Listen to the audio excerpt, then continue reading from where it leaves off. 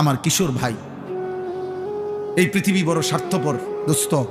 মানুষ এখন অনেক বেশি যান্ত্রিক, মানুষ অনেক বেশি হুলস্থুল, মানুষের অনেক বেশি টাকা দরকার, মানুষের এখন অনেক বেশি সম্পদ দরকার, মানুষের প্রয়োজন এখন অনেক বাইরে গেছে। আগে আগে মানুষ জোয়ান বুড়া 2 বেলা ভাত খেলে সারত, 1 বেলা পানি ভাত খাইতো, আরেক বেলা শুধু গরম ভাত খাইতো, চলে যাইতো। আগে একটা বন চা দিয়ে ভিজাইলেও চলে যাইতো, এখন হয় না, এখন হয় না। আগে ফিরিত বইও ভাত খাওয়ান যাইতো, এখন আপনার সোফা, ডাইনিং টেবিল সব কিছুর প্রয়োজন অনেক।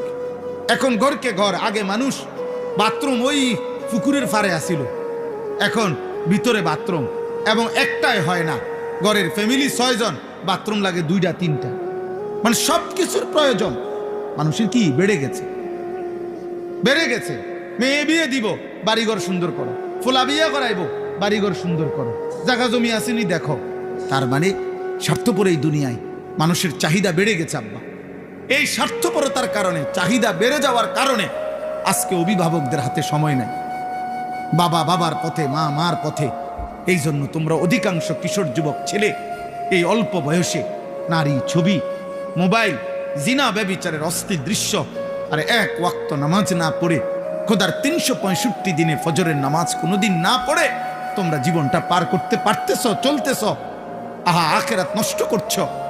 এর একটা বড় কারণ এটা।